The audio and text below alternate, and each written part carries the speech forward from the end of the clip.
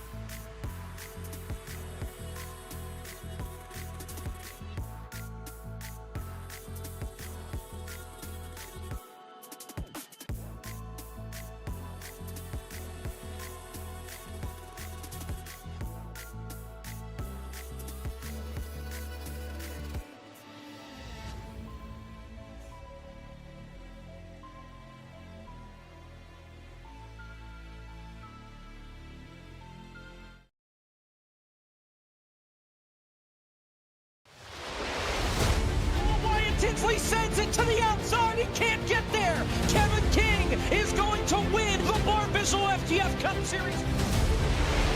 To the lead. Bud gets wrecked in front of the pack. He saves it. 3-4 wide as they come to the white flag. Here comes Vargas down on the apron. They are 5 wide. Ian Plash will win it at the line. Is this package? Oh, there goes Jordan Lopez Jr. That's your race leader. Caution flag is out. Still no one willing to give up as they're going to be dead even off of the first chicane. Oh, he saves it. What's going to happen here? Here comes the canvas. Oh, get your front gear. He's got it. He's got it. Get there. No. This is going to win.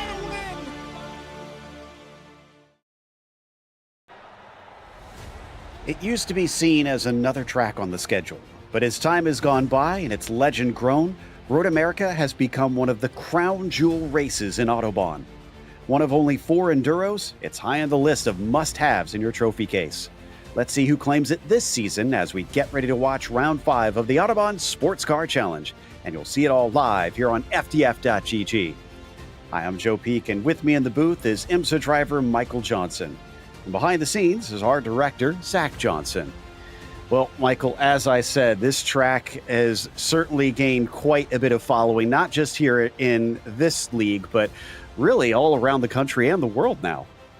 Indeed, it has. This is an amazing track. I think people really underrated it for a little while, didn't understand, one, how difficult it is, because you've got some really heavy braking zones, like coming down into that turn 5. You are downhill into that, and that's really kind of the first place you start to see things happening. Another big surprise for people driving this, turn 1. You come down into there and you think, oh, I'm going to have to slow down a lot. And I remember one of my earlier races going in there, turn 1, over slowing, and even doing that, I had still qualified 3rd. My teammate was like, no, you need to be in 4th gear through that. Oh, great. Canada Corner. Wow, what an iconic place. I mean, 14 turns here, and there's a story at every one. This is 4 miles of asphalt going through the countryside here in Wisconsin. This is just an amazing track with so much to give, and I think we're going to see some really amazing racing tonight. Well, it's been great racing so far this season. The championship kind of bears that out as we take a look at the points thus far. Starting off with the GTPs and the LMP2s, Dominic Dornenberg has just been consistent as heck out there, and nobody seems to really be able to do much to try and catch up with him, despite a few other winners in the process. Over in LMP2, Jeffrey Ooms and Alex Caruso in a tight little fight, but Carter Kundinger has found his groove a bit, except for last week, of course, unfortunately. But he's going to get back in there once the drop weeks are accounted for, and Carter's going to be a serious threat. Michael, we also have the GTD Pro and AM standings. Yeah, so for those of you who aren't familiar, GTD is divided into pro and amateur groupings. It's the exact same car. It just comes on the rating of the driver and how well they do. Leading the AM standings, Ed Eisenring. Not a surprise to see him up there. Alongside him is Mark Kendrowski, and then William Brennan rounding out the top three in that GTD AM standings. Now, GTD Pro is led off by Young Park. Ross Booth just clawing back right behind him, and then Ryan Robertson holding that third position with a fairly good lead to hold on, but we'll see how things shake out after today. Especially with how many cars are here, we might want to go through the grid as they go through the final briefing from race control. And on the GTPs, Max Muir is back, and he's on the pole once again. He has been quick. He'll be hard to beat. It is Paul Darling who starts from second on the front row with him, and Paul Gibson will be in third. Dominic Dornenberg starts from fourth, but as we said, he tends to survive where others get caught up in messes, and with how many cars are here today, that will be critical. Billy Smith starts from the fifth spot. Then it's Nathan Dowd in P6, followed by Eric Thomas 7th, and Zach Michaelis in the 8th position. Josh Wolf in 9th, and Eddie Layton rounding out your top 10. Jumbo Pfeiffer starts 11th. David Williams will be 12th, and Leif Peterson will be P13, last of the GTPs. Let's check out the LMP2s. Michael? Well, Jeffrey Ooms sitting at the top of that LMP2 field. Not a surprise there. Alex Caruso in P2 for the LMP2s. Alongside there on the next row is going to be Robert Cast and Thomas Fisher. Bradley Haley and Robert Tensi on the next row. Chris Pies and Andrew Lunsford along with Brian Bennett, Vance Bowell, and then filling out the field is going to be Matt Brewer. Ross Booth starts on the pole for the GTDs with Michael Marlowe in second and Justin Rector starting third. Then it's Young Park down in fourth here at the start. Can he make up some of those spots to keep up with Ross today? Eric Starapoli will be P5 as Paul Schmidlack will be in 6. You've got Michael Ross in P7 for that category. Nikhil Kopkar is P8 with Franco Margarella down in 9th starting on pole for the AMs. Ryan Robertson will be 10th with Trent Brown in 11th. Then you've got Nicholas Davis in 12th, Austin Diltz in the 13th position, and Ed Eisenring in 14th. Ed's got some work to do from back there. 15th goes to Tom Hammond. Then it's Nathan Deering in 16th, and then the rest of your field as we cycle on through as they get ready to start this race. The pace car has already peeled in, and Max has control of the field here today. He gets an early start as the green flag is out. Absolutely leaves second place just sitting there, dumbfounded a little bit because Paul Gibson is going to take that P2 away, and it looks like Dornenberg on Darling is going to try and demote him outside of the podium here by the first turn. He's going to be able to successfully do that as Paul goes a little bit wide. Clean start through the first corner for the GTPs. Let's go to the LMP2s. Meanwhile, back in LMP2, perfect timing as Ooms takes off. Looks like a teammate right behind him trying to almost push him along. Here they go up into turn 1, pulling out a pretty strong lead for such a short little stretch into the brakes, getting through turn 1, putting the hammer down and heading down through kind of non-turn 2 as we watch here, breaking into turn 3. Nice single file with a little bit of too wide back there in the back. Let's go take a look at the GTDs. Ross Booth leads them away as Marlowe's going to slip in a second, but it's side by side between teammates Young Park and Justin Rector. Rector around the outside as they continue to fight down into turn 3. Starapoli also watching out from behind them. Some contact between Starapoli and Young Park there off of turn 3. They'll hold it together, but this has slowed them tremendously as the 99 is coming up alongside. Yeah, good running here. Look at that nose to tail as we head down to turn 5. It's almost like he's pushing. You really got to watch out here in this braking zone. You want to get out wide as you can without getting a penalty for being too wide, and then really nail that apex, but not too hard. It will upset the car to come up here to Corvette Bridge and head through turn 6 to get on the back half of this track. So far, so good. William Brennan did start from pit lane, but I haven't seen any major accidents throughout the field up to this point, and it looks like we're all carrying on as we complete lap 1 in the GTPs. Max Muir about 0.7 of a second ahead of Paul Gibson. But that battling for third place has really had quite an effect. Look at the distance between Dornenberg and Gibson. Yeah, that's getting pretty surprising there. Dornenberg to Gibson is a little over a second.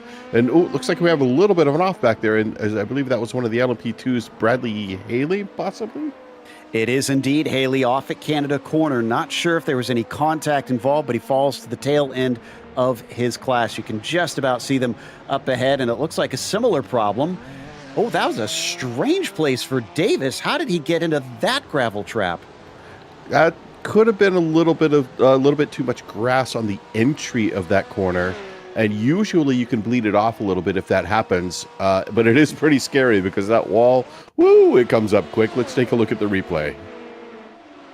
So this is what happened to Haley. Outbraked himself, and he kept it out of the wall is the good news, but he lost a lot of positions in that one. And, this looks like there might have actually been help that turned this car. And indeed there was. Not sure who that is with Brennan, but it sends them both hard into the wall and behind the tire barrier. Margarella, we're hearing. That was pretty wild. I don't think I've ever seen that. If you see where the end of the tire wall is there, it is designed for safety. And of course, we are in a virtual world, so it's not going to necessarily help someone survive a crash because, there's no crash to survive in the virtual world, so they're not getting hurt. But odd they would be able to go behind there, because when those safety barriers are designed and put in those places, it is very clear. And without a nose, that was couldn't quite see who that was. One of the LMP2s, I think. I think it was Brewer. Matt Brewer. Yeah. Yep. This happened into the carousel, got hit by multiple cars, unfortunately, and has since had to take a tow into pit lane. So the first lap was okay, at least for the first class, but then everybody behind seems to have kind of lost their minds a little bit now that we are completely underway. We're back up towards the front here on the LMP2 class. Actually, no, we've headed over to the GTPs here now, that as they come down into turn 5. That is Max Muir still being chased by Gibson, and Dornenberg about 1.5 seconds back from them. So still spreading apart, unfortunately, at the top of the field there. That said, Nathan Dowd and Paul Darling are still in a nice little fight for 5th. Yeah, it looks like gaps between 1 and 2, 2 and 3, 3 and 4, 4 and 3 and 4. All of them are quite a bit more than you would expect at this point. It's over a second for those guys. Now, I wonder if they're just trying to take a breather, just kind of relax, get into a groove. There's a good bit of time left in this race. Also worth noting that we do have some penalties that need to be served here today based on last round. Staropoli and Kerr have to serve a drive-through at some point during this race, and that cannot be done during their regular service. So they have to do that during green flag racing, of which there are no full course yellows here for this race. And have to not stop in their pit lane and carry on. We'll see when they decide to do that. Honestly, I would say early in the race, probably the best time, so that you can maybe kind of run on your own in some clear air, Michael. That's exactly what I was thinking. Absolutely what I would do. Just get it out of the way, work your way back through, and just get into a groove where you're not really worried about anybody else. Now, that works if you're in GTD. If you're one of those prototypes, that gets to be a little challenging, because you could find yourself trying to work your way through a lot of GTD traffic one extra time. So you kind of have to balance it. If you're in a GT car, perfect opportunity to do it. Those GTPs and LMP2s, that's going to be a little bit of a different story possibly. But wow, look at how far Max Muir gets out there. He is using every last millimeter of available track to get into turn 5. And I think part of that really is why he's leading right now, just doing a brilliant job sitting out front. And on screen, we see David Williams ahead of Eric Thomas and Zach Michaelis, who are fighting for 7th position, or at least were fighting with Williams for 7th, but he's starting to run away now that the two teammates are squabbling amongst each other. But we'll see if he can continue to pull away now that they've gone single file. They also have Eddie Layton in behind them. Looks like we got another fight down into turn 5. That is Robert Cass being overtaken by Alex Caruso, and that is for 2nd in that class. Yeah, it's a good battle going on there. I've been trying to keep an eye on it as well. There's so much going on. Now, Cast is only about a third of a second back. That's next to nothing. Notice there how he just kind of put his nose out to the left side to get into some air, like some heavy give me downforce type air, so he wouldn't get too close as we come up to this huge carousel. Now, he's going to lose a little bit of time being in the draft. He doesn't quite have the downforce, but now he's going to make it up. As long as he can keep that hammer down as he goes through the kink here, he's going to be able to close up a good bit of that gap. And wow, it is tough. He had let it open up to about 0.6, down to about 4.5 now as we go up into Canada Corner. It's time to really put some pressure on and see if you can get that run out of the final corner for that long run down to turn 1. As this was happening, Nathan Dowd had quite the fight with Paul Darling, and we know how fierce Paul can be. He would not take no for an answer as they squabbled for 5th place. Watch this into Canada Corner. Takes him a couple turns to do it, although at first you'd think he'd have it sticking it up the inside down into the turn, and then went a little bit wide. Look at Dowd try to come back at him up here into Bill Mitchell Bend. Unfortunately, runs out of racetrack. Yeah, I think that was I will race you a little more later. It seemed like he pulled out just a little bit to allow that to happen, but then sticks in his draft. It's really not a bad place to be. We've got a lot of time left here. I mean, this is a 90-minute race, so an hour 21 left. We're just getting going, so I would expect to see a whole lot more from those two. And they're going through the GTDs for the first time now with them approaching lap traffic. You can see how frantic it gets here. They're racing for position as well as having to lap these other cars, and Dowd goes in a little bit deep, gets on Ed Eisenring. Our points leader in the GTD AMS is sent sideways. He keeps out of the way. Nobody hits him, but he loses valuable track position. Ooh, Ed trying to get that car turned around, and he's got the Porsche back onto the black stuff, put some power down. Even still, you've got cars coming past him, but you know Ed, you've seen him race. He's gonna fight back, and you're gonna see him work his way back up through this field. Oh, but he is down way in the order. I think there's only 2 other AMs that are behind him on the circuit now, so he's got a lot to do. First up is right here with Sean Reese in front of him. That is within class. So GTD AM driver here fighting for the spot down into turn 1, and already Ed's not going to rest on his laurels. He pulls up alongside on the Ferrari, and it looks like he's going to be able to get this one done. Oh, he's going to have to work for it, and thankfully, eventually, he gets by Reese. Yeah, that's probably down 1 gear a little more than you want to be going through turn 1, but he was able to hold on to that space, and Reese, while putting up a little bit of a battle, did not put up too much to make it unsportsmanlike. So good job on both Ed and Sean through that corner. Now this is coming through the leaders in the GTDs. Marlowe still currently on top, ahead of Booth, interestingly, but Young Park is within touch of them. That might be one of the important things in this championship. Those two have kind of run away with it in previous races, and this time doesn't look like they quite can do so with such long straights here, Michael. I wonder if it's going to be tough to break away from your rivals. It's going to be tough. You really need to be smart about how this car gets set, or these cars get set up. You want to take advantage of the straights, but there is so much available to you here as we watch just how much faster those GTP cars. If you've ever been in or around a GT3 car and it's the only thing on the track, you wonder how anything could possibly be faster. And then you watch those GTPs like we just saw there go just flying through, and it just boggles the imagination. I've been able to take a few people for rides in LMP2 cars that had an extra seat put in them, and usually after the first lap, they're either screaming like an 11-year-old girl or praying that you let them out of the car in the pit in any moment now. We were watching on board with Justin Rector, too, who's using a lot of track there through Bill Mitchell Bend. Thankfully did not wreck the car, but he's still fighting for that third spot with Young Park, who is hot on his heels as they get overtaken by Josh Wolf and Eddie Layton in the GTPs. They're going to leave them be as here comes a great run for Young Park down the Moraine sweep towards turn 5. Is it going to be enough, though? I'm not sure that he's close enough. Yeah, that's going to be a bit too much of a gap to try to make as we watch one of the LMP2s coming. Or, sorry, that's the Acura, is it? No, that's the Porsche.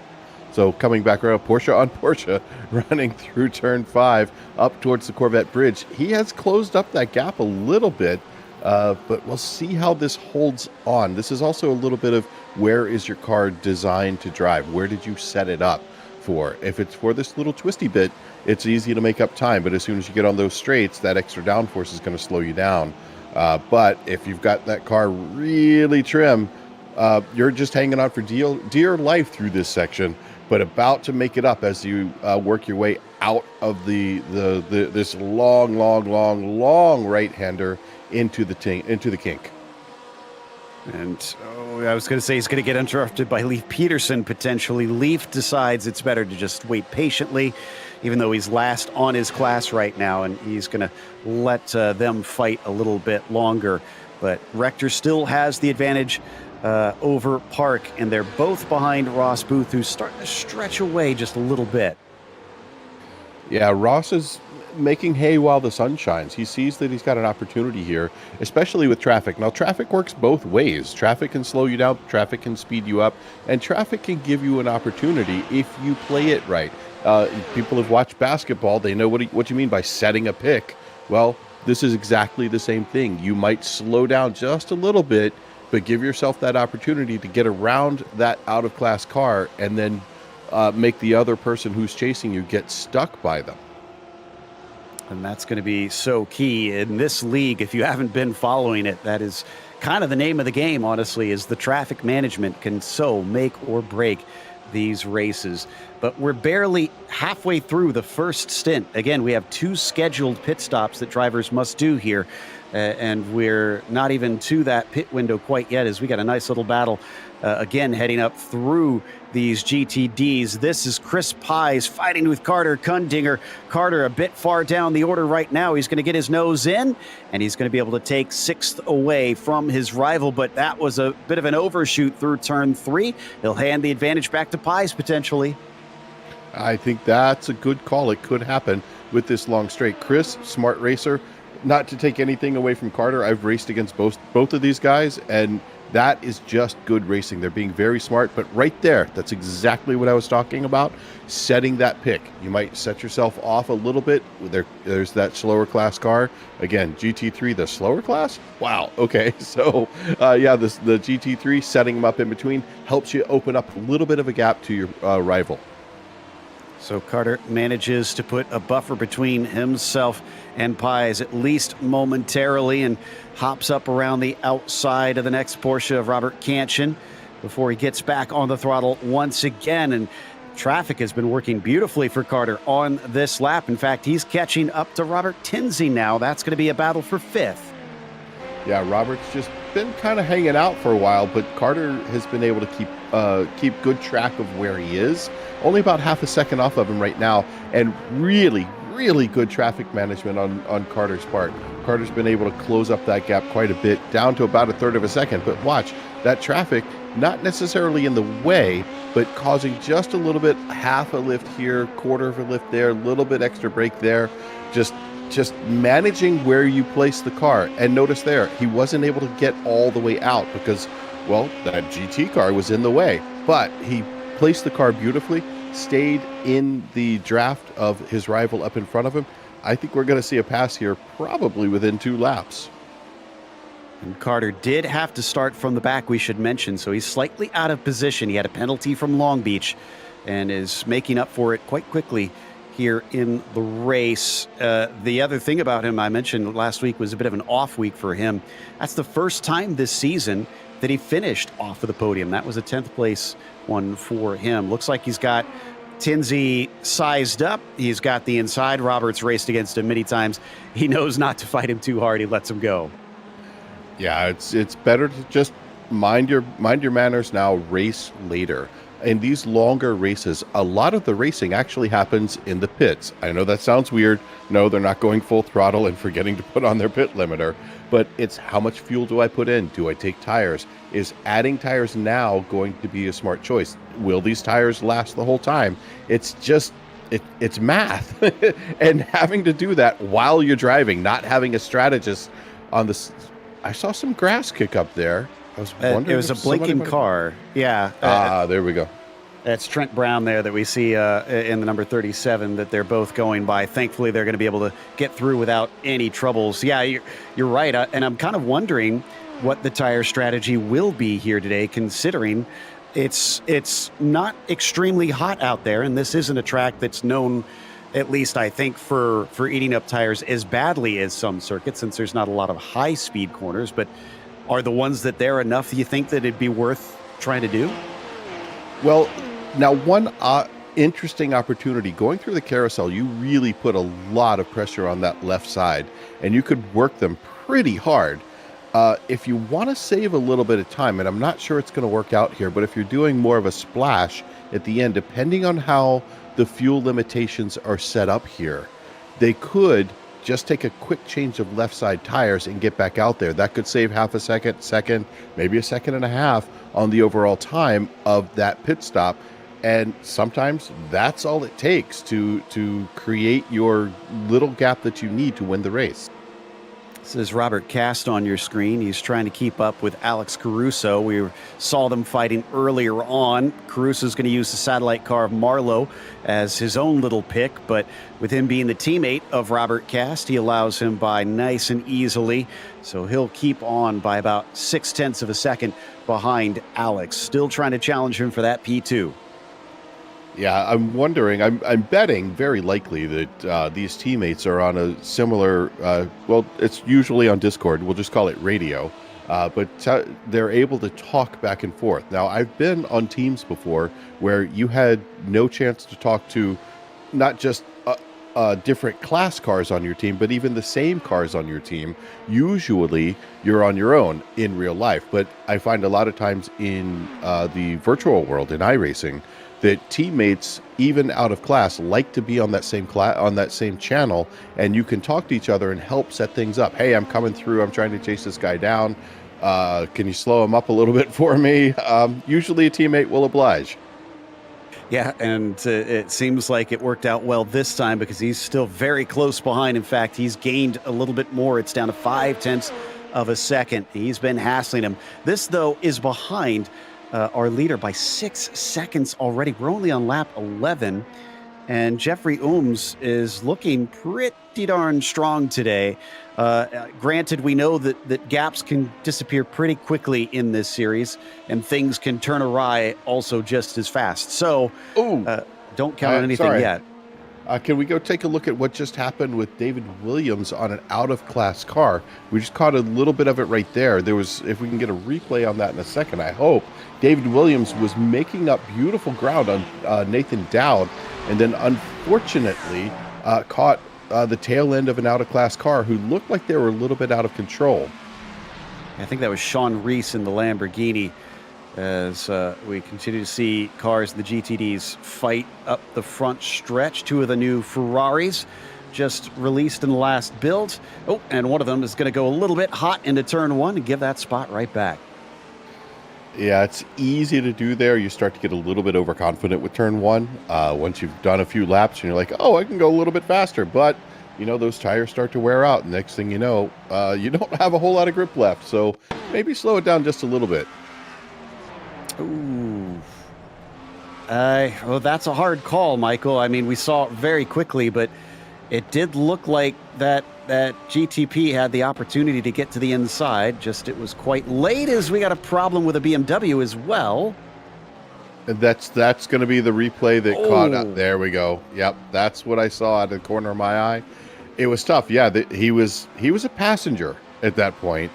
In that BMW. I honestly don't think he had any chance to do much of anything there. Lucky to get out with so little damage, honestly.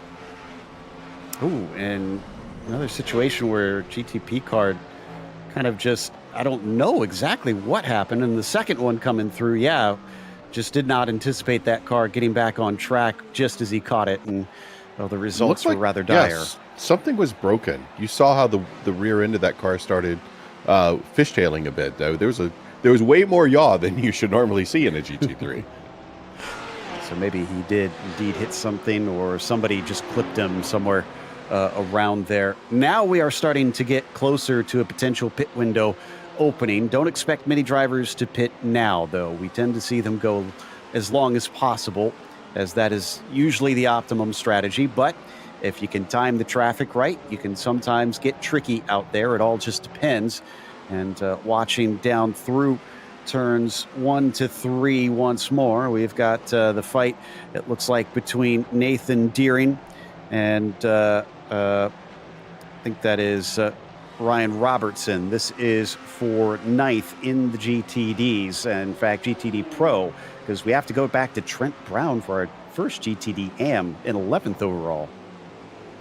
Yeah, some good races going on here. That is a tight one. It looks like Robertson is in the lead on that one, just barely, but good running. I also want to take a look up in the around 10-11 in the GTP field. We've had a really good battle with Joshua Wolf trying to close down on Eddie Layton. And now it's been a little bit of a battle going back and forth, but it really hasn't gotten past about 4/10. This is a pretty intense battle these guys have going on, and it's kind of exciting to watch. And it doesn't matter if it's for the last spot in a class or if it's for first. I can guarantee the drivers are going to fight for it. They don't. They have their pride on the line, so they don't want to finish second in this series, as Eddie Layton stretches away a little bit on Josh Wolf, using the car of Paul Slavonic to just kind of slow him down around the carousel. But the Acura starts to stretch it over the Porsche, but here comes Canada corner, and are they going to have a car between them? That's Mark Kudrowski just sneaking to the inside in time. Josh Wolf gets through. Yeah, 2 times right there with Josh Wolf being able to really set up a beautiful pick. Once around the carousel and then once into Canada corner. Well done. Ooh, and the stuff that we just saw as we got the battle up into turn 1 between Paul Darling and Dominic Dornenberg, that was I'd already lost track of who it was that went off earlier. Billy Smith, excuse me, made contact with I believe it was Justin Rector, so that could have had implications in our GTD battle. Coming down into the braking now for turn 5. Dornenberg trying to cut back underneath, making contact between the both of them, and Darling is off. I saw what he was trying to do there. He actually went wide. He was going to take the penalty, which isn't, I mean, it's just 1 tick against you. So you get quite a few of those before you get any type of penalty that comes around. So it was a smart opportunity to take an X there and say, okay, I'm just going to over-under him right here. And it just didn't work out because I think there was a differential there that wasn't quite expected. They could have both gotten a little farther to the right, but when both drivers don't do exactly what you expect, unfortunately, things like that happen. Just tried to sashay at the wrong time, and the 2 dancing partners stepped on each other's toes, unfortunately. Made contact, but it was Darling that paid the price on it, interestingly. This is Billy Smith's contact. Yeah, I think he just did not expect that both cars to kind of box him in that late. Yeah, he got caught in a point of no return right there. I've been literally in this corner, same thing happening, and lost the lead of the race, or lost the chance. I was in second, was going on a restart right there and put the hammer down and couldn't quite get around because I got caught by an out-of-class car just like that. Another interesting development. Dominic Dornenberg just pitted in. I'm checking. I don't see any sort of damage. Oh, no, excuse me. No, he had the contact with Darling. Yes. So maybe he did have damage from that. Or he saw it as a good opportunity to go ahead and take his pit, given the time. We are right about 25, 26 minutes into this race. That is a decent time to go ahead and take that pit stop and try to push it to the end. Now, he's going to have to do some serious math when he gets towards the end of this race, and maybe even a little bit of lifting coast from time to time just to open up to get to that point. Also, apologies. You can ignore the clock in the upper left right now. It is not an hour and 26 left. There we go. Hour and 3 minutes left is the accurate time that we have left to go, as we now start to see some pit stops happening in this race. Max Muir still your leader here on your screen as he deals with the lap traffic, but this is with the LMP2 traffic, which is definitely a different beast from the GTD cars. Yeah, the GTD cars, while quick, the LMP2 cars are just lightning, and the GTPs are greased lightning. So watching that, you can see it's not quite as quick of an overtake, and because they're both prototypes, unless you're really used to watching the two different classes and seeing the minor differences between them, it's hard to note. But taking a look there, you can see he's able to open up very quickly. Just a couple of turns, he's already got a good about a second between him and his the overtake he took going into turn 1.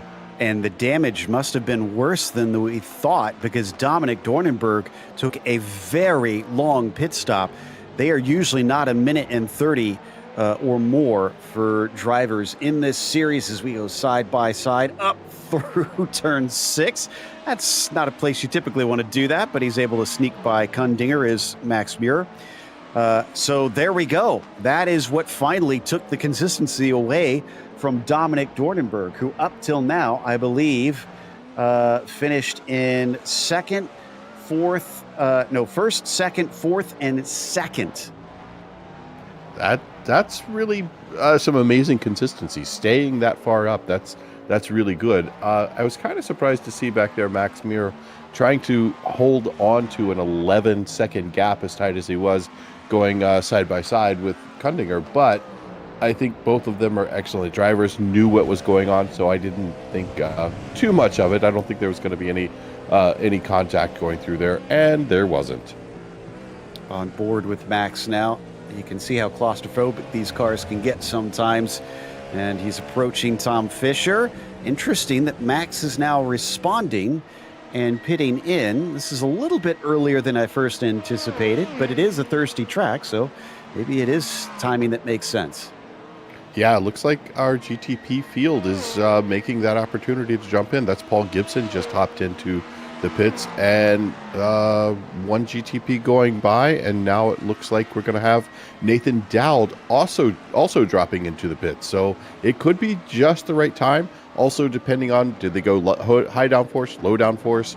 What are they doing on that fuel? The high downforce is probably using a little bit more fuel.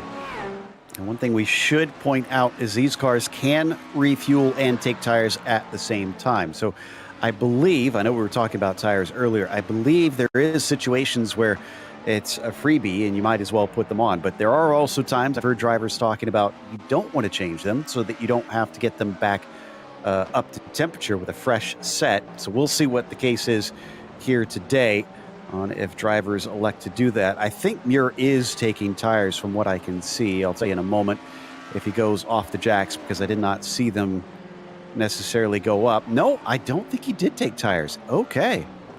Yeah, could be. Hard to say. Sorry. I can't confirm. He took tires. He did take tires, so that's good. Now, if we get into a situation later where it's more of a splash and dash, so there it does take time to put those tires on, but it also takes time to put fuel in there.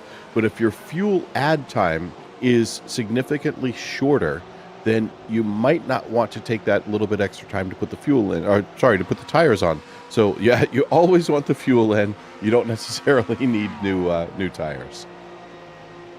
So both he and I believe Paul Gibson also took tires from what I could see in the background. So the pair of them going to swap those out, as this looks like a nice little fight that we've got going on up the front stretch. This is between Brock and Christopher Pies. I believe Brock is another one that's been involved in some of the investigations from the last race. I'll double check on that info before I besmirch somebody's name unfairly, but they fight their way through turn 1, heading down the hill to 3 now. That was kind of an interesting use of the John Deere award there on the exit, but he held on to it, and he's sticking right in the draft there. So this is Brock's view of Chris Pies trying to close this gap up. Really not able to do much going down the straight here as we come up into turn 5, heavy on the downhill brakes, looks up the inside and thinks the better of it. You shall not pass. And Dawson Brock is another one of those that was forced to not qualify and start from the back of the field, or back of his class rather, in this race due to a penalty from Long Beach as he goes by more of the GTD cars, just times it about right. No, he doesn't. He spins it and he gets tipped the rest of the way around, catches the car. He'll get it going just as he's passed by David Williams from the other class. So he won't lose a place, but that was just about some severe disaster for the 22. He won't lose a place, but he might lose his lunch, because when you get spun around like that, if he's in VR, I'm not sure if he is, but I can tell you, when that happens in VR, woo, it'll give you a good queasy stomach. Oof, we got a tight little fight in front of them as well as we come up towards the final turn. Tom Fisher versus Carter Kundinger. This is for 4th in the LMP2s. Both of them are going to elect to stay out. Look at Carter, though, trying to get clever, pulling a little bit of slipstream off of the GTD of Morgan Smith. I think he was hoping he would get a little bit more of a punched hole in the air out of that GTD car, but doesn't look like it quite worked the way he wanted. Now, I think with these LMP2s, you're going to get a much bigger, much higher and larger hole just because of the way the wings are on this and the way they channel the air. The entire car really is a wing. You see all those channels and grooves and swooping kind of lines through there. They are all for a purpose. Now, sometimes it's just to get over the wheel, but a lot of it is actually to channel that air and move it around the right way, and you end up with huge holes in the air behind you. Looks like a couple more takers in GTP. Paul Darling's in, Zach Michaelis, David Williams have all pitted. Williams was temporarily the leader. He should hand that back to Max Muir once everybody cycles through the pit lane, but Eric Thomas has carried on, so he hasn't pitted. Eddie Layton, Josh Wolf, Jimbo Pfeiffer all go by the pit entry. And speaking of Eddie Layton, he just pulled a very nice pass on Josh Wolf, set that up over, I think, about 6 corners, just kind of inching up, and found his place. So Eddie Layton up into sort of P2, actually P2, we should say, but he has not yet gone through that pit cycle. So still waiting for a lot of drivers down in the LMP2s. Brock has been in, Vance Bow, Andrew Lunsford is actually just in the pit stall right now. Oh, Jeffrey Ooms is in, and Caruso pits. Robert Cash, though, decides to carry on. So a couple front runners down in LMP2 coming in, along with a few others it looks like joining. Yeah, this is where it gets to be pretty exciting. How do you decide to make your pit stop happen? Now, all these cars are going to run slightly different times, just by the way the cars' fuel cells are restricted. So when you go in there and you're like, oh, I can run for an hour.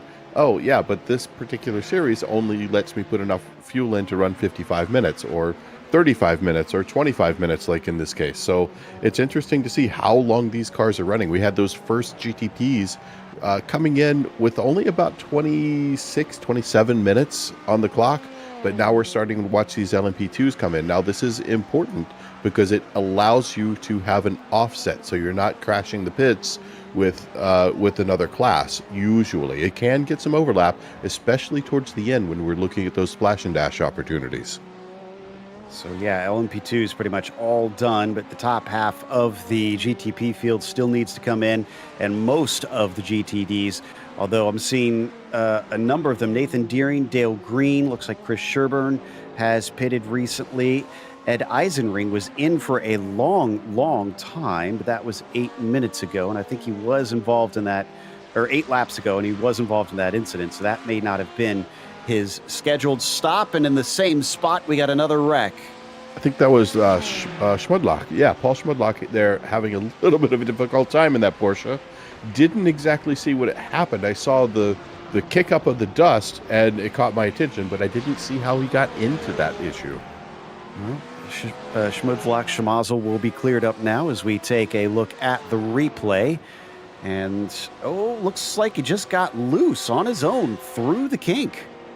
Yeah, doing a little Laverne and Shirley spin around there, trying to get back into the groove. And here we are on board just watching. Yeah, the rear end just came around. Looks like he might be running a little lower downforce or got caught up with a little bit of the wing wash as he was trying to go through the kink there. Yeah, it just got away from him, unfortunately. Robertson now pitting in, Trent Brown, Austin Diltz. Looks like Mark Kudrowski also has pitted in, and I see Eddie Layton up in the GTPs trundling down the pit lane too. We come back to the battle for what I believe is third between Justin Rector and Young Park. This is GTD Pro. Yeah, take a look here. Let's take a watch. This is some interesting issue here because notice that GTP car also trying to come through. These guys have a race going on, and just because you're in a different class doesn't mean you can just go. And these guys are well aware of that. So that was David Williams in that GTP being respectful of the race that was going on. Now, I find a lot of times when you have something like iRacing and you have these open channels of communication, you can come up and say, hey guys, I really don't want to mess up your race. Where do you want me to pass? And that looked like there may have been some communication going on there between all of those drivers. And we do see the Porsche of Staropoli, that blue and black machine, coming up behind this battle for third. And remember, Staropoli has to serve the drive-through penalty, which he has not done yet. So if he does pass Young Park, I wonder if he will fight it hard just to keep the track position and stay close to Justin, or if he's going to let him go knowing that he's not his battle. Yeah, he's got an Acura behind him right now that's keeping him out of the pits. Ooh, the Acura scooted right by him to get into that pit lane entry. This is surprising to see these guys pitting at the same time. Normally you would not see one of the Acuras, one of the GTP cars trying to go through there at the same time. Well, they are indeed. Eric Thomas manages to make it in, meaning, yeah, okay, Josh Wolf now pits. So Josh was our last one that needed to stop in the prototypes, but we do have a couple others in the GTDs that still need to take theirs. Max Muir, though, is about to re-inherit the lead since these two will easily be jumped by him. And he's got it up to about 7.5 seconds over Paul Gibson. So a very healthy lead for the number 69, looking to take yet another win here. I am kind of interested to see what's going to happen at the end of the race with Eric Thomas and Josh Wolf. They both were able to pull incredibly long stints out of those GTP cars, significantly longer than everyone else. So there is a chance we could see a little bit of that splash and dash kind of opportunity we were talking about, where they get a much shorter fuel fill and are able to get back out on the track and actually end up effectively passing. Woo, as we watch a little bit of out-of-class action there, effectively passing while they're running through that pit strategy. This is still Cast versus Kundinger for that third position. And you can tell that Kundinger really wants to get up there, but he outbrakes himself, loses the car. And will he get hit? Yes, by his own teammate, unfortunately, as Michael Marlowe could not avoid him. And I could tell that Carter was trying to get that car out of the way of everybody. Yeah, a lot of times you'll hear, oh, just hold the brake, hold the brake, hold the brake. He did a beautiful job there of watching what was going on around him and making that good choice to allow the car to keep coming across. It just wasn't quite enough for him to get out of the way, but excellent presence of mind there from Carter Kundinger. Is that Josh Wolf that we saw on screen? He seems to have had a problem at turn one and spun off on his own. I think that's right after his pit stop. It is indeed. So just watching Kundinger once again there. Here is Josh Wolf coming out of the pits in that Porsche. A little bit tight on the entry. I wonder, did he take tires? We're going to have to look and see if he took tires. He may have tried to go in there too hot with cold tires.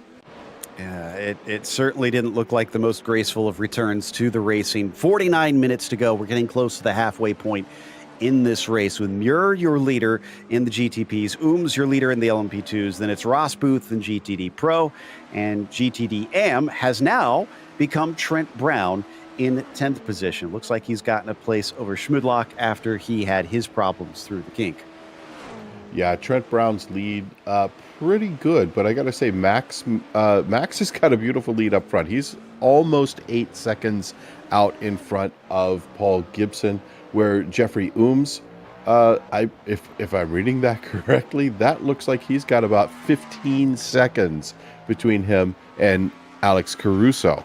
But again, this race isn't even halfway over. There's a lot of traffic to be managed, and there's another pit stop. So stay tuned to see what's going to go on for the rest of this race.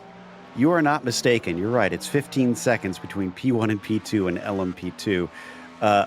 That said, it looks like about 3 seconds faster for Jeffrey in his pit stall, but that would still put him at 12 seconds ahead, which is still bigger than the lead over in the GTPs. So yeah, he might owe us a little bit of that time back if he took his short stint on this first one, did Jeffrey, but it's still not going to change much in the grand scheme of things as we continue to watch Max up and towards the start-finish straight. Honestly, a bit interesting that I'm not seeing as many battles in this race. Things spread out quite quickly here at Road America, which I think is good to see because everybody can really kind of focus on their own race. But then, of course, we all want to see some action. We want to see some cars racing directly. Oh, always want to see some good racing. And again, I want to point out the out of class stuff that's been going on has been remarkably well done.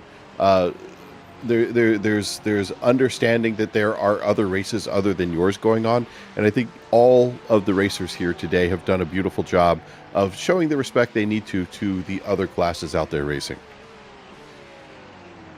This is the battle for 8th place, I think, in the AM category. Dale Green and Darnell Williams in the Porsche versus the Ferrari, coming down the hill here through the carousel and into the kink. Sure took a lot of exit curb there, did Darnell Williams, but it gave him much more speed. In fact, more curb on the inside of the kink once again, looking a little bit braver than Dale Green. Yeah, this is a hungry driver. He really wants to get around right now. He's looking at this opportunity and thinks, oh, I can make it. But I got to say the defense side here from Dale Green is quite good as we watch him go severely defensive up into the no, that wasn't carousel. That would have been last 7. Turn. Yeah. Oh, last turn. Sorry. Wrong part of the track, but look at that. Look at the difference here. This is a difference in trim on these cars. That car from Green looks like he's got just a little bit less wing and is able to keep Williams behind him going down the straight. And Williams, though, closes up when we get to the little tighter bits. Watch as we come off the corner there. He's just got a little bit extra speed, maybe 1.5 miles per hour as he exits the corner. And it does look like he's becoming less of a problem here on this part of the lap. And that would explain why we're seeing Darnell send it very deep into some of these corners. They're going to get overtaken by our overall leader, who will leave them be in a good spot. He's going to try and look to the inside a bit, but Williams, unfortunately, can't get the pass there, although it was wide for Dale Green. He slips up off the exit, spying an opportunity. Darnell gets up the inside through turn 6, and he is through. I would say done and dusted, but honestly, look at this. Look how close Green is able to hold on to the tail end of him here. Now, it's going to be a bit of a challenge with that lower wing setting as we go into the next braking zone. When we open up here right after the carousel, you're going to probably watch an attempt to pass back, probably not before the kink, but I would expect if he has the opportunity, if he's able to get that power down effectively, he's going to try it up in Canada corner. Surely he'll start to gain back as they get some of these long straights. You have this one down, as you said, through the kettle bottoms to try and play catch up, then on the front stretch, and then from 3 to 5 through the moraine sweep That was Paul Gibson, our second place GTP going through. That gives you an idea of how much space is between Paul and Max. Because remember, Max passed them on the Moraine sweep, and now just through the kink, we saw P2 finally overtake them. But it does look like now that he's in clear air, Darnell Williams is making as much use as he can of that extra downforce as he gets on the throttle as hard as he can. Yeah, now let's see how well he was able to put that power down and how much of a difference there is. Because currently it's about 9/10 of a second. Is he going to be able to close up enough here? 9/10, you still get a pretty good tow going down the straight, but I don't think he's going to be able to make it up. This is a little bit surprising, given how well he was able to open up the gap when he was the lead car of this pair. Certainly seems like Darnell is much, much quicker now that he is on by. So he's making good use of it. Where can he take it from here? Unfortunately, it looks like we've lost Paul Slavonic from this race recently. Not sure what exactly happened, but the 528 car has retired from this race. So has Sean Reese and Jair Alvarado, along with Matt Brewer. Otherwise, it looks like we've got, I think, still 50 cars, 49 drivers still out there on track. Yeah, with Slavonic out. Yeah, I was also going, 50 cars, but no, looks like Hammond and Margarella were back a little bit from there. They should have been able to rejoin, although they are a good bit back on where Slavonic was. Meanwhile, getting back to the racing, here we are with a couple of LMP2 cars. Now, again, watch it. We keep seeing that kind of offset coming up into the corner. Now, you may be wondering why somebody might want to do that down into that little bit of the racetrack. So coming up into 5, as we get a little bit of a touch of the grass out there, gets that car wiggly. You want to maintain, especially on those downhill braking zones, you want that airflow over the car. Because again, these cars are just giant wings, upside down wings that push them down into the racetrack. That braking force they're able to generate in these cars is heavily influenced by how much air is flowing over the car. So if they are in someone's draft in that braking zone, they're not able to brake as effectively. So watching those guys as they go in there, you're going to see them intentionally offset just a little bit so they are able to brake effectively. And this is Pies versus Tinsey, who have not only been fighting for much of this race with one another, but they're fighting for position in the championship here. I think separated by 3 points between them right now, which is very, very close. So this is going to be important as to who finishes ahead between them if they wind up fighting each other all season long. And right now, Pies has the upper hand. Tinsey can't seem to get close enough to try and do anything yet. They're being approached, though, by a GTP Eddie Layton. This is going to get exciting. 3 points and 3/10 between them as they go through turn 1. Eddie Layton being respectful of the race that's going on. I'm sure he knows what's happening up there.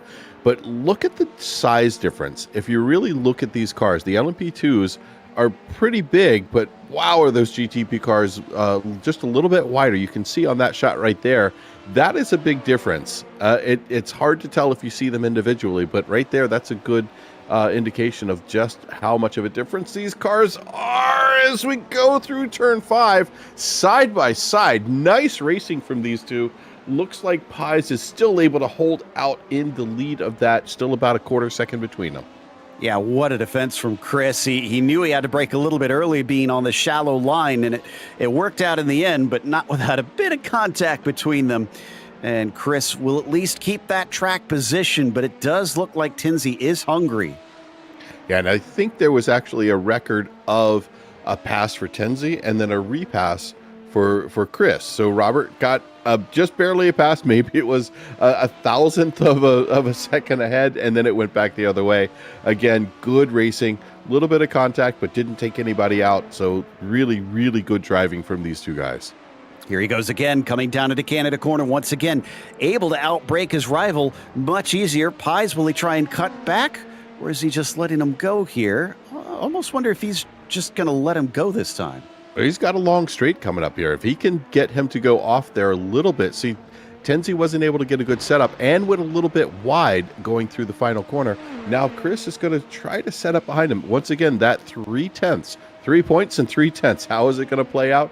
Closing up down to 2/10. Chris has got a really good run. Watch Pies try to go for that inside as they come up into the braking zone to turn 1. Nope, just holds back a little bit. I think it's now time for some mind games. Chris Pies probably sitting there trying to fill those mirrors as much as they possibly can. Here's Sheldon Rosenbaum as they're going to go by him. He'll stay off to the right-hand side. And even though the tow is being given to Pies, not sure that he's close enough. He's scooping him up, but he runs out of straightaway as they slam on the binders. Down into turn 5, too hard for Robert Tinsey, who spins the car around, facing the wrong way, and has to wait for a clearing before he can get going. Oh, that's rough. I mean, you get in there, you can't just go plowing back into the oncoming traffic, and he has got quite a bit to wait for here. He's just kind of a sitting duck, honestly, and now he's going to roll that car back around, get a little bit of that gravel back onto the asphalt, and power on up.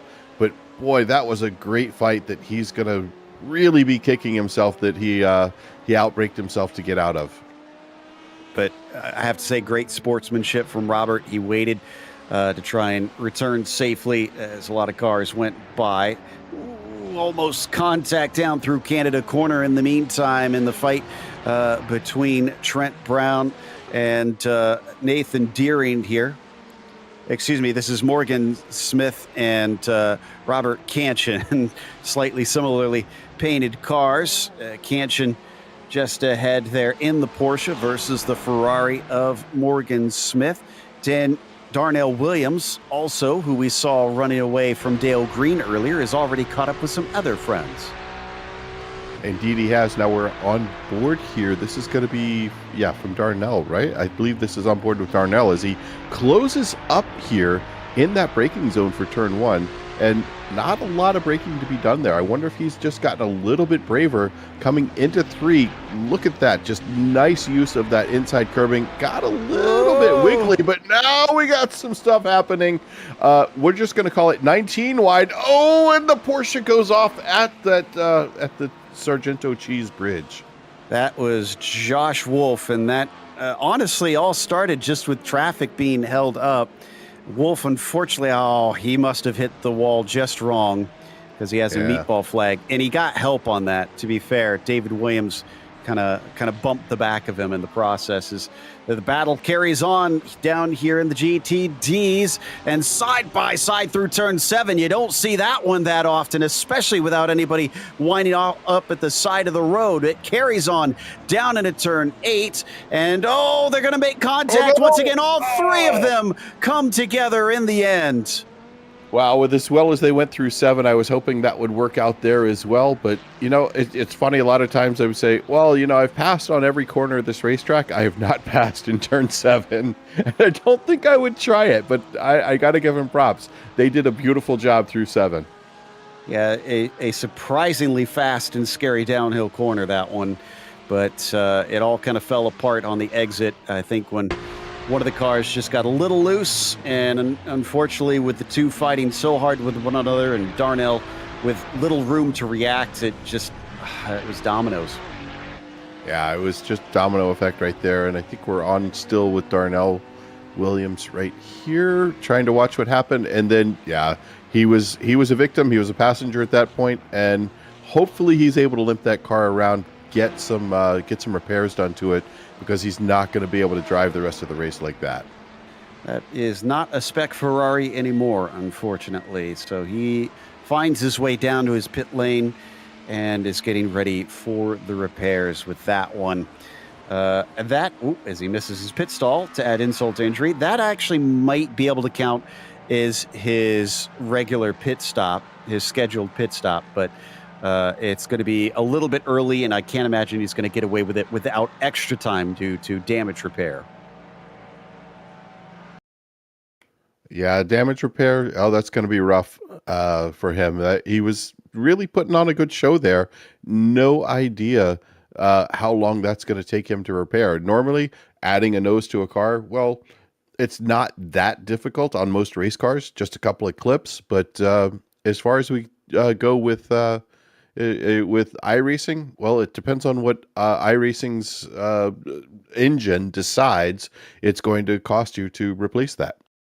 Exactly. It kind of estimates it simulates it, if you will, as to how long it would take to repair the certain parts all combined together. Josh Wolf just pitted in as well. So he's going to take his scheduled service. Also, apologies for the lack of pictures. As you can tell, we have a little bit of a technical problem, but we'll keep you up to speed. So, yes, Josh Wolf taking his service currently from farther down in the GTP field, which still sees Max Muir leading up at the front of that one by about 9 seconds. Jeffrey Ooms still your leader in the LMP2s by 20 seconds now, continues to just blitz the field. And then Ross Booth in the GTD Pro leads by 18 seconds over Michael Marlowe. A massive lead there. Up in the GT AMs, it is Trent Brown currently leading in the number 37. Yeah, but a little bit farther back in the GTD Pro, we've got looks like Michael Ross is trying to put a move onto Nikhil Kapkar. So that has been brewing here for just a little bit, and right now going through the kink, I believe it is, and just putting the hammer down, closing this gap little by little. And I think we're coming up to turn 8, about to go into the carousel now, getting caught out by a little bit of not lap traffic, but out of class traffic. A prototype going around the outside, tucking up on the inside, giving a little bit of a push, maybe trying to get through there and not disturb these guys as they go up to the kink. Now, heading down towards Canada Corner, this could get pretty interesting to see how these guys are able to work this out with that traffic.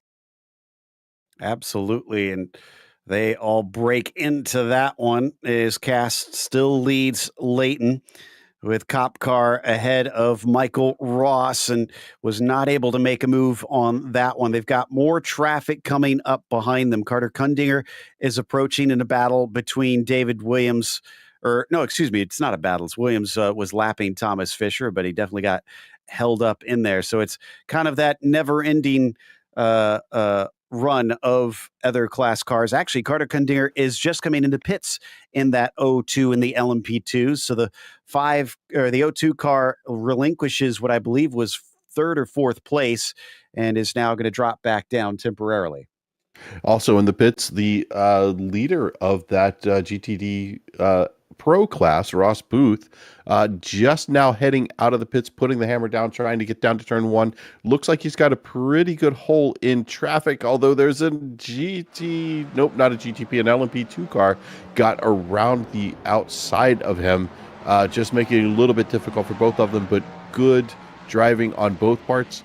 No contact, while he meanwhile has another prototype coming up behind him. Yeah, Dowd here being chased by Paul Darling. This is for 4th in the GTPs.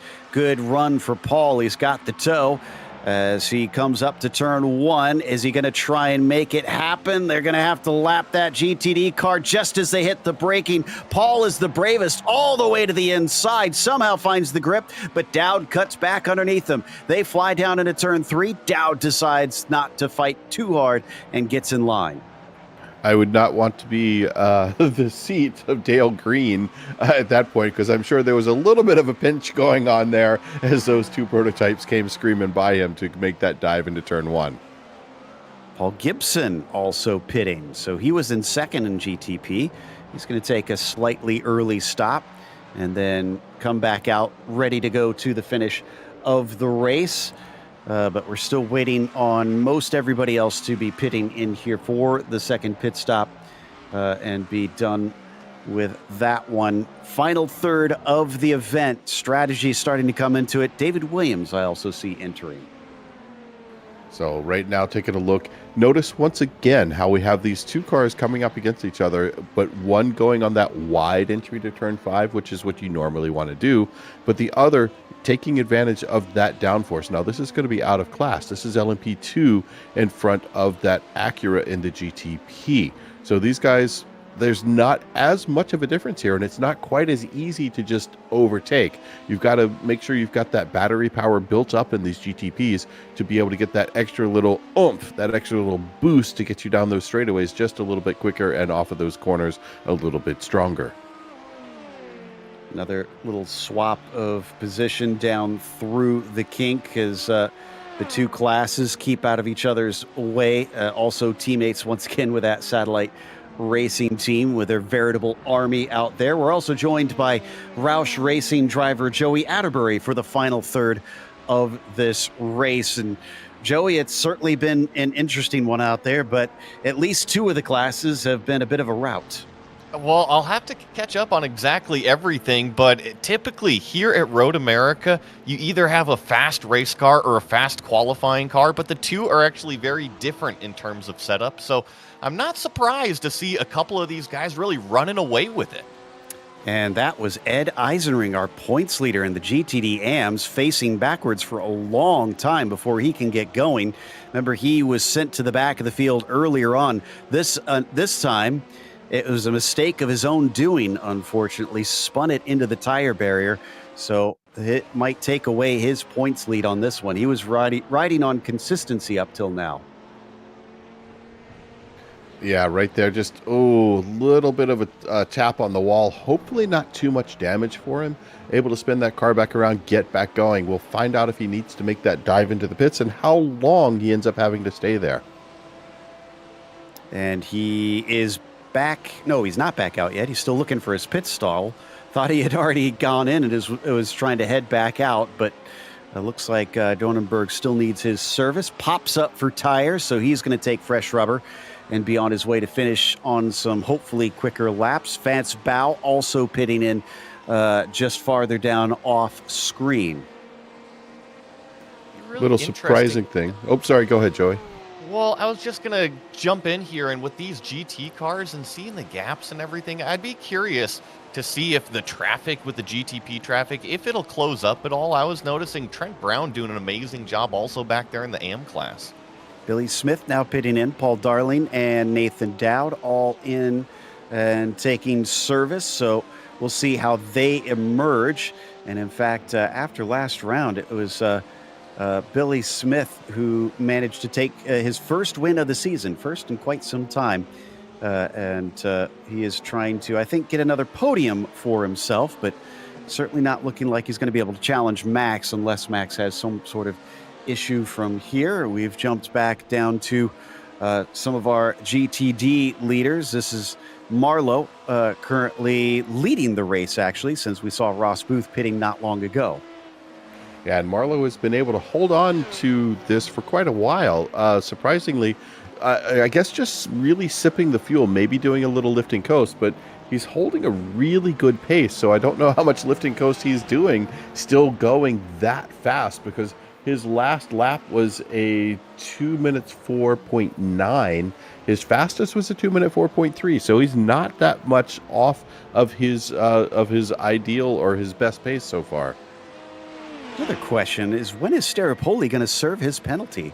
Because as far as I can tell, I don't think he's done so yet. He's still sitting in third, so it should be a net fourth, at least without the penalty, once pit stops cycle through. But eventually he's going to have to pay the piper. And speaking of those penalties and pit stops, Joe, I was noticing that the lead class up here, the GTPs, the pit stops are actually just starting to cycle through. Our leader, Max Muir, yet to come down pit road, but I've been noticing about a handful so far have taken that final stop.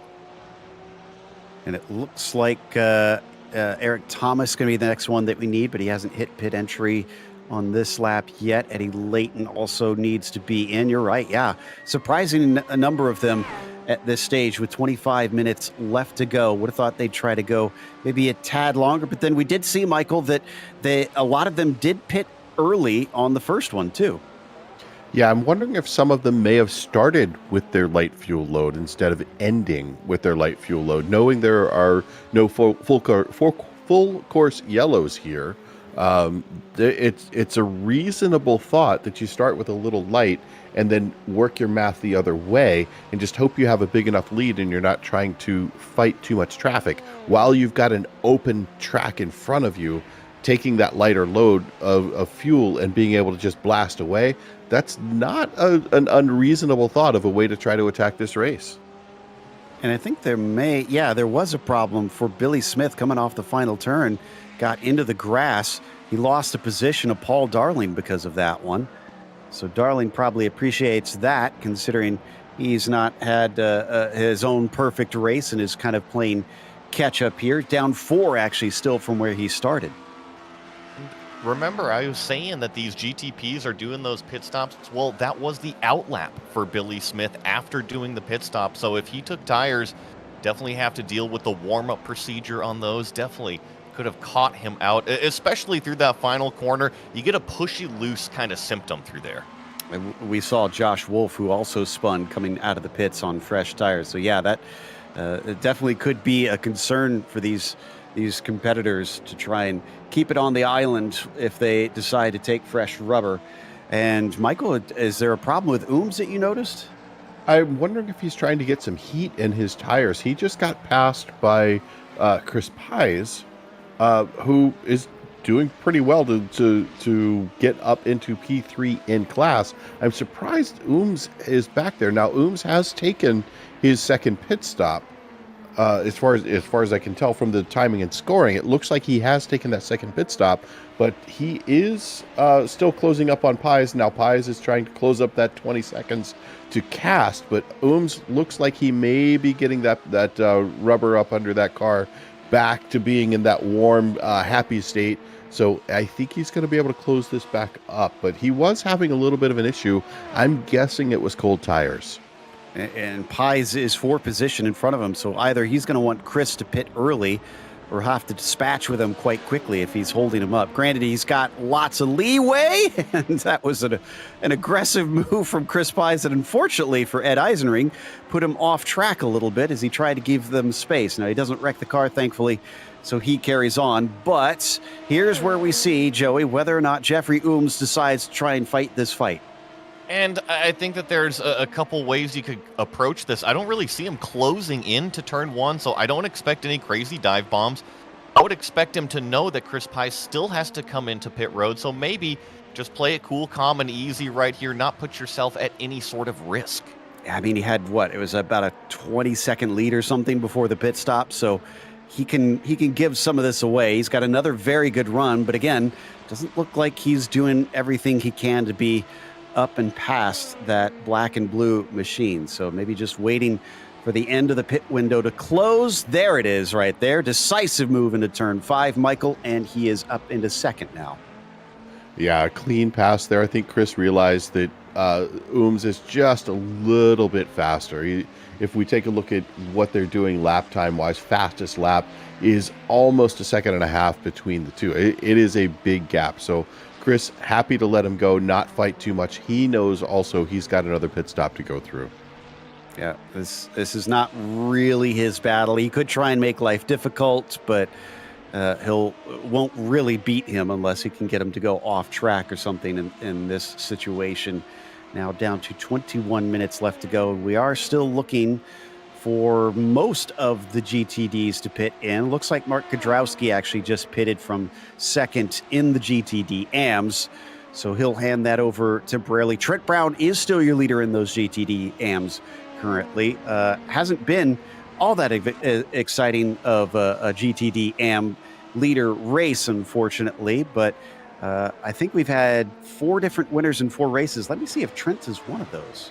No, I can confirm for you that Trent is definitely not one of the winners already this season. So this is a fantastic drive, and I do have a little bit of insider knowledge on this car for this GTD AM leader. He does have some new equipment that he's sporting over there. He's been putting in some practice time on that, so I think he's showing it off a little bit.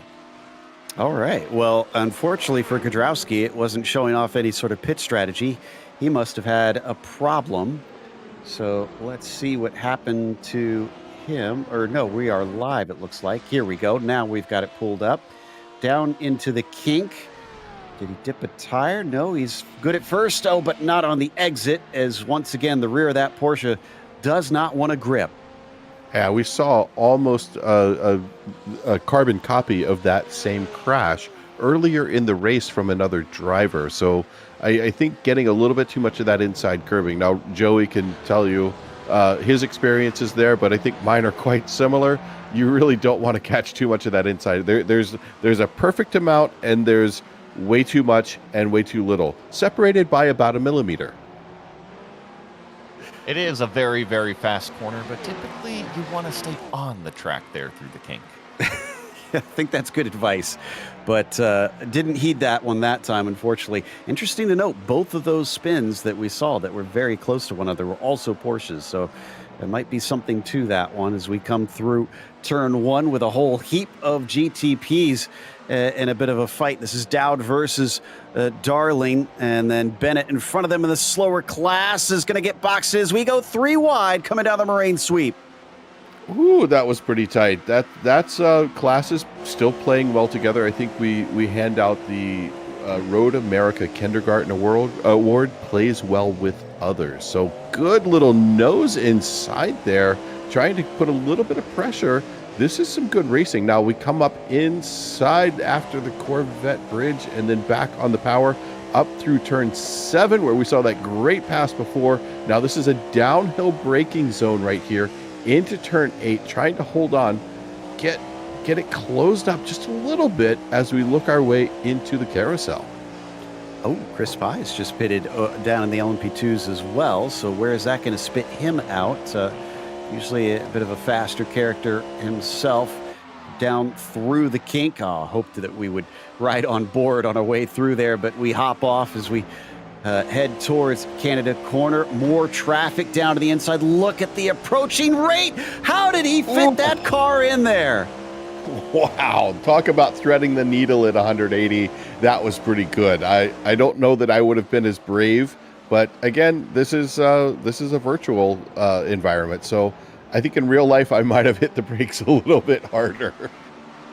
Yeah, I think that's a fair assessment. So we, once again have to slice and dice our way up the front stretch with Dowd on the inside of Paul Darling. He really wants to take this 5th place away. Both have taken their pit stops on the same strategy call right now, and Darling around the outside of Dowd on turn 1 is going to get into P5, Joey.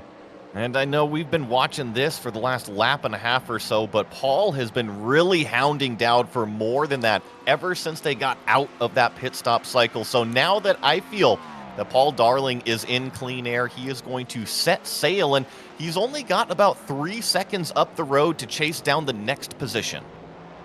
Looks like Robert Cast also pitting, so Jeffrey Ooms will re-inherit the lead in LMP2 now, and in fact that is all of our LMP2s now done with their pit stops. Max Muir would like the lead back, even though Eric Thomas has not pitted yet, and I think he's going to do it the hard way. Yeah, this is Muir here trying to close it down in that is that an Italian-inspired livery, I guess, with those colors coming up on here. I expect we're going to see Thomas probably dive into the pits about next lap. Well called. It's like you knew what I was going to say. Well, I don't think Max is going to wait till next lap. No, maybe he will. He's going to wait patiently, at least through turn 1. Again, does not have to necessarily make this pass because he's already had his pit stop, and Eric has not. And his gap of about 11 seconds over Paul Gibson. So he's sitting pretty right now. And he's probably not going to take it 3 wide with this GTD car. But now he blasts on by. In fact, Joey, it almost looks like Eric maybe facilitated that. And I think that in the case of Max Muir, the leader, he's just being smart about it. There's no need to put your car at any sort of risk. You know Eric Thomas still has to pit. So don't force the car in any place that you don't need to, and when the opportunity comes, go ahead and take it, and there it was for him. It's been a bit on and off for Max Muir. He missed the first race. He took 2 wins in a row right away and then finished 13th last time out. This time, Looking like another potential dominant win if he can hold on for another 15 more minutes. Also, I mentioned that Robert Cast was pitting. Well, he came out only a second behind Alex Caruso. Battle for P2 and the LMP2s could be on. Yeah, and back in the GTD AM, Trent Brown has just made his last pit stop. He is, I don't think he's going to take tires on this. I think he's taking only fuel, about ready to pop back out. Meanwhile, back on track, we're looking at the action here. We've got a little battle between some prototypes, and that's actually a 3-class battle right there, I believe. Yeah, I think you're right. So the drivers having to deal also with cars coming out of pit lane, and somehow everybody remains heads up, Joey, and we don't have an accident. You know, I'm surprised that we don't see that happen more often at Road America. Pit exit feeds you right onto one of the fastest corners, or I should say fastest areas of the racetrack, and I'm just thankful that everybody was aware there and no incident happened. Strange development here. Trent Brown did take tires, but he had a very long pit stop, much longer than I think what he should have had if it was just a regular stop. And yeah, he's on his way now, but he's lost the lead to Austin Diltz. Yeah, Austin Diltz now has about 20 to 25 seconds on Trent Brown. I wonder if Brown may have had some damage that had to be fixed. Sometimes you go in, the car feels fine, but iRacing requires some damage to be fixed, and other bits of damage are completely optional. So I'm curious if maybe he got a little too much door-to-door with somebody, or maybe touched a wall and had to have some damage repaired. It looks a little unsteady since we brought him on screen, so maybe we'll want to turn the cameras away if he's camera shy here. He leads by a handy 25 seconds over Chris Sherburne, though. So now that he's inherited the lead, he's looking in a great position and just has to go 12 more minutes on it. He's in 10th overall. Everybody, pretty much everybody in the GTDs has pitted bar maybe 1 or 2, which I think are drivers farther down the field, Joey. So it's looking somewhat settled, although it seems like maybe some of the higher up cars are relatively close to others. Well, and I was also seeing that just all of the action going on. There's been a lot with that Trent Brown incident. I see him also feeding out onto pit lane again. So just have to keep an eye to see if he can come out and actually do anything, get back up on that podium there for that GTD AM. As we look at Max Muir, remember the gap that he had to Paul Gibson before that stop, and then he was just kind of hanging out. I believe it was behind Eric Thomas. Looks like that gap has come down to now 7.5 seconds. And there was a big accident involving Max Muir. I think actually this was his own doing. Marlowe gets hit to the side by him, and it looks like also Darnell Williams as he absolutely bowling balls it down into turn 5. And I think that's like we were talking about earlier. Why would Max put the car into a dangerous position there? He had plenty of lead. He didn't need to be up in the inside of that corner trying to go inside 2 cars. So I'm a little bit surprised, knowing how well Max drives, that he opted to go up inside there. I am as well. And it was down to 2 seconds, but I think now Paul Gibson may have had his own issue. I'm not sure if that's for sure, but it's back up to about 7.5 seconds. I'll see if this lap time was significantly slower, and I'm seeing this correctly. But Muir still our leader.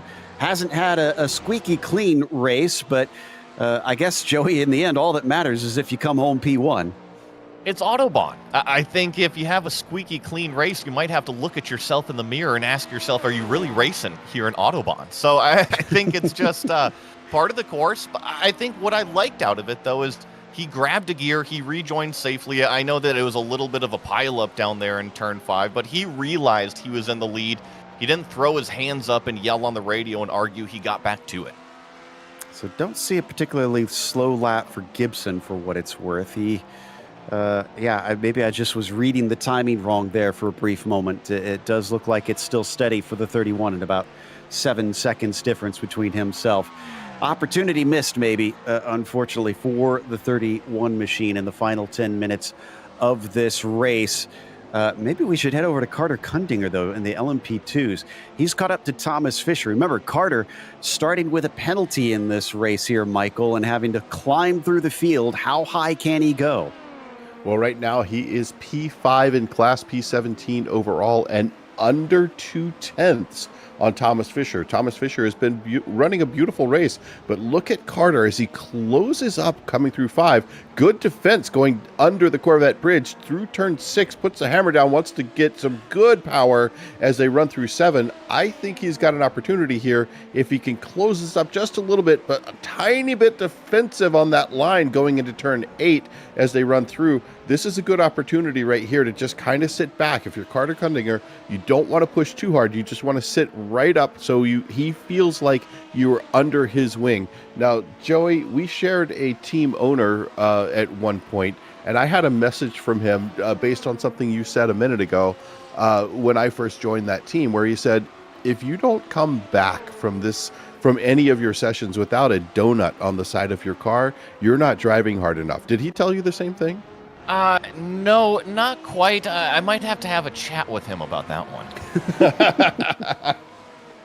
Well, will we see any donuts on the side of Fisher and Kundinger here? Because Carter is not going to be able to catch anybody else. It's about 18 seconds ahead of them. It is basically the battle for fourth is probably as far as we will see Carter go.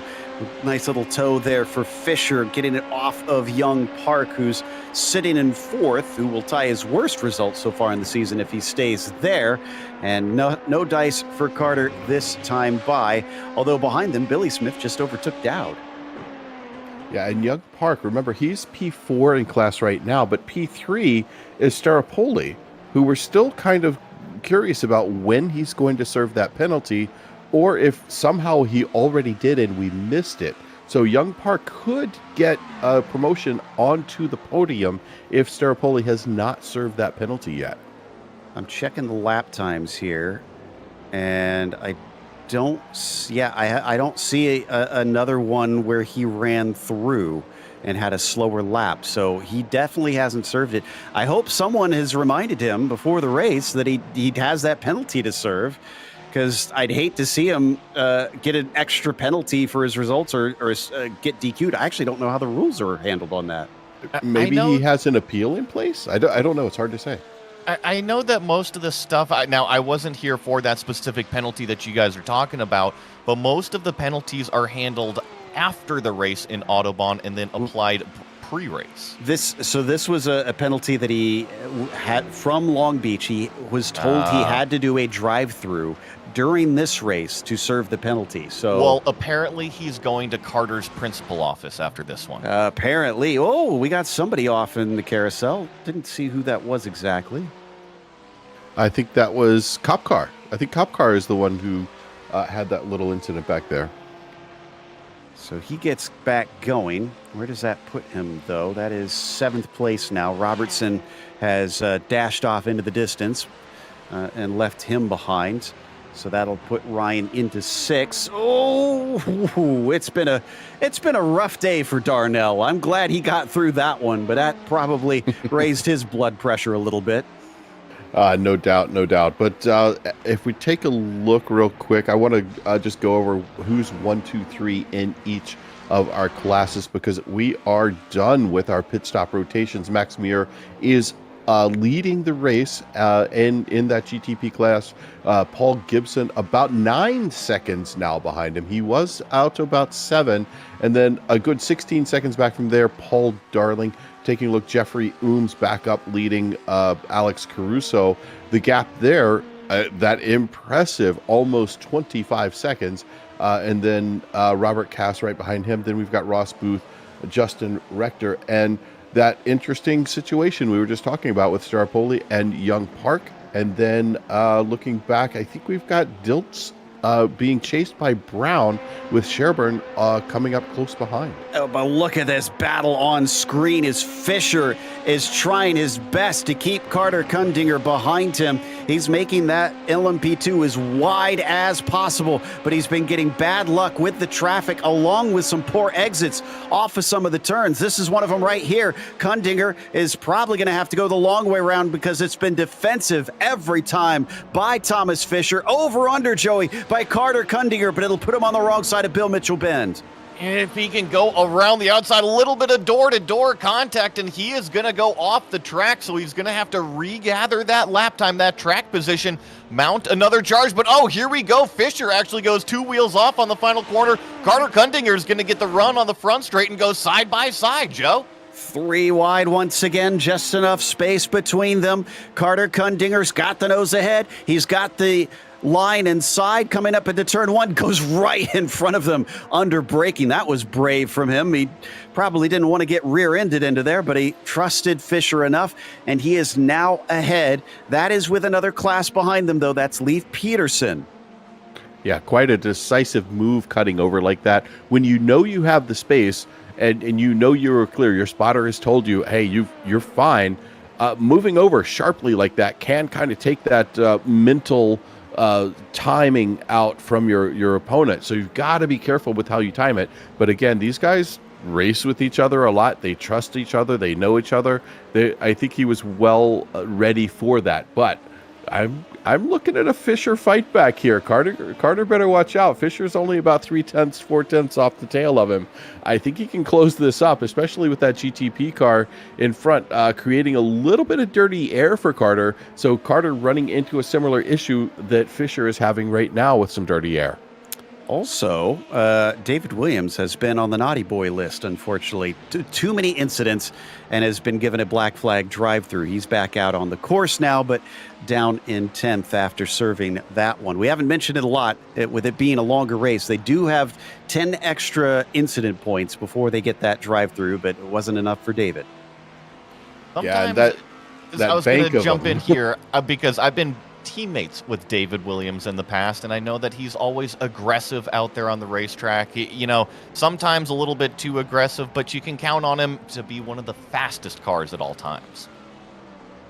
Not going to pay off today, unfortunately, with him, like I said, about 10th place out of 12 cars still running up there. And I think Paul Darling may have had a connection issue because he just blanked out on my screen, unless he had a wreck that we don't know about. It looks like, yeah, he had a disconnection here. I'm not sure what happened. Could have been his internet service provider just decided to stop providing internet service. I can report that he actually walled it coming out of turn 1, it looked like, and then from there just decided to end it. 3 minutes from the end, just shy. That has got to be horrible, because for Paul, he was looking at a top 5. In fact, I think it was on the podium, wasn't he? I believe he was. He got passed by 3 cars, or 2 right away, and then 1 other. So, yeah, he was 3rd. This could be an equipment failure, too. If he went straight into the wall, I've had that happen where I'm going down and then the lights go out on the steering wheel and you have no control. So you go straight into that wall. So this means that Billy Smith is going to make it 3 podiums in a row, as long as he can keep Nathan Dowd behind him, because it's looking awful close there between those two, which is not the cars that we see on screen right now. This is Dornenberg, actually, with Eddie Layton fighting for 7th that we're watching. Yeah, this is a really good... We were watching Dornenberg earlier. Had a better beginning of the race, but right now we've got a little bit of traffic going on. Really, once again, trying to thread the needle. And, looks like going wide there. Who was that? That was, I wanted to say Tenzi? Yeah, looks like that was Tenzi. I think he may have crashed in that situation. He was just trying to get up in there as we take a look. Wow, threading that needle. That was Max Muir, who is leading with what I think is the last lap. Yeah, 30 seconds left to go in the carousel. This should be it. And I guess he was still in a little bit of a hurry, even after what happened before. He did have about only 7 seconds over Paul Gibson. Actually, I think a little more than that, because it's back to 7 now. And he made it through safely. That's the main thing. But when he comes to the finish line, he is going to absolutely breathe a sigh of relief, because this one certainly threw a few wrenches into the gears. But today, as it comes down to zero on the clock, the 69 of Max Muir is once again going to help himself to the top step of the podium as he wins our second Enduro of season 13 here in the Autobahn Sportscar Challenge. Yeah, there he goes across the finish line. 8.5 seconds behind him. Looks like we're going to have our P2 finisher overall, Paul Gibson, trying to close that up with Billy Smith, a good chunk of change behind him. This is your GTD AM winner right here. This is Austin Diltz coming up over. Remember, it was Trent Brown with a long pit stop. So this Ferrari, your new GTD AM winner at Road America. 5 for 5. Well, I think it was last season we went until, something like round 11 before they finally had a repeat winner in the GTD AMs. It was a lot. Maybe more like round 7.